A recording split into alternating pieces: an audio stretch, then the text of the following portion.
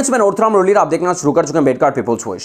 Twitter के ऊपर मैंने चंद्रशेखर आजाद जब गोरखपुर से चुनाव लड़ने की बात की थी और अखिलेश यादव के सामने सीट के लिए गिड़गिड़ाए थे, जब उनका टीवी के ऊपर एक इंटरव्यू आया था और वो रोते हुए नजर आए थे, तब मैंने एक स्टेटमेंट लिखा था, बहुत बड़ा स्टेटमेंट लिखा था। मैंने फेसबुक पर और ट्विटर दोनों ही जगहों पर लिखा था। उस समय आजाद समाज पार्टी या चंद्रशेखर आजाद के जो समर्थक थे, उन्होंने मुझे बहुत खरी खोटी भी सुनाई। उस समय मैंने क्या कहा था वो मैं आपको बता रहा हूं। मैंने कहा था कि चंद्रशेखर आजाद एक अच्छे क्रांतिकारी नेता हैं, अच्छे सफल आंदोलन कर सकते हैं, लेकिन अगर वो सोचते हैं कि उनकी पार्टी या संगठन इतना मजबूत है कि वो चुनाव लड़ रहे हैं, तो ये बहुत जल्दबाजी है और ये आपको बता दें कि उनकी बहुत बड़ी गलती भी है। और आपको बता दें कि आज आए उत्तर प्रदेश के चुनाव नतीजों ने यह बात साफ भी कर दिया। बहुजन समाज पार्टी की तो हालत जो खराब थी, आजाद समाज पार्टी तो अस्तित्व में आने से पहले ही आपको बता दें किस कदर धराशायी हो गई। क्या चंद्रशेखर आजाद अपनी गलती मानेंगे इस बात को?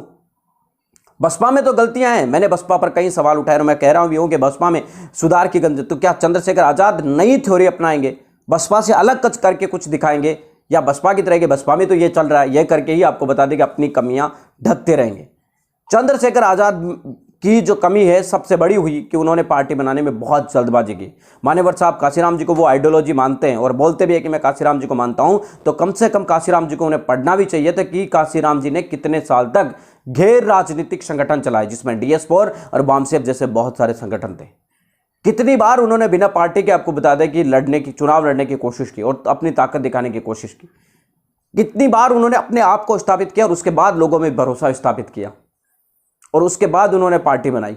इन तमाम चीज़ों का गहनता से अध्ययन करने की जरूरत थी, लेकिन जल्दीबाजी की और पार्टी धराशायी हो गई। चंद्रशेखर आजाद हाईएस्ट स्कोरर रहे पार्टी के, उन्होंने 7,000 के कुछ आसपास आपको बता दें कि वोट हासिल किए। उसके बाद एक कोई कैंडिडेट है, उसके 3-4 हज़ार वोट आए। उसके बाद 1300 वोट हाईएस्ट रहे। उसके बाद आपको बता दें कि 200, 100, 150, 50 इस तरीके के वोट आए। उसके बाद कोई नहीं है। 3 नेता थे जिन्होंने आपको बता दें कि इस तरीके के स्कोर 1000 के बार किया और बाकी सभी के ये रहे। ज़्यादातर तो आपको बता दें कि वो सीटों पर अपने कैंडिडेट भी नहीं उतार पाए। जिसे भीम आर्मी का गढ़ माना जाता है, उस भीम आर्मी का सहारनपुर में भी सभी सीटों पर कैंडिडेट नहीं थे, वहां पर भी उनको कैंडिडेट नहीं मिले। तो ये समझ गए होंगे कि चंद्रशेखर आजाद की उनकी ताकत कितनी बड़ी है। अगर चंद्रशेखर आजाद अपने आप में भविष्य देखते हैं और अपनी राजनीति को सुदृढ़ बनाना चाहते हैं, तो सबसे पहले नंबर 1 काम उन्हें भी करना होगा कि ट्विटर पर ट्वीट करने से, फेसबुक पर लाइव वीडियो करने से, इससे कभी भी आप सरकारें नहीं बना सकते। इसके साथ साथ आपको संगठन को धरातल पर भी उतारना पड़ेगा। आज मेरे फेसबुक, यूट्यूब, ट्विटर, इन तमाम जगहों पर मिलाकर करीब 2 मिलियन 3 मिलियन से भी ज़्यादा फॉलोवर, और कई लोग ऐसे भी हैं जिनसे मेरे से भी 4-4, 5-5 गुना ज़्यादा फॉलोवर्स है और संगठन वो है। तो इसका मतलब ये कतई नहीं है कि वो नेता बन जाए और पार्टी बनाकर आए, कतई नहीं हो सकता। क्योंकि अगर पार्टी बनानी है, नेतागिरी करनी है, तो आपको संगठन को जमीन पर उतारना पड़ेगा। आज उत्तर प्रदेश के अंदर भीम आर्मी की स्थिति सिर्फ इतनी सी मान लीजिए कि एक जो कार्यकर्ता है, कार्यकारिणी जो होती है वो भी संगठन की नहीं होगी।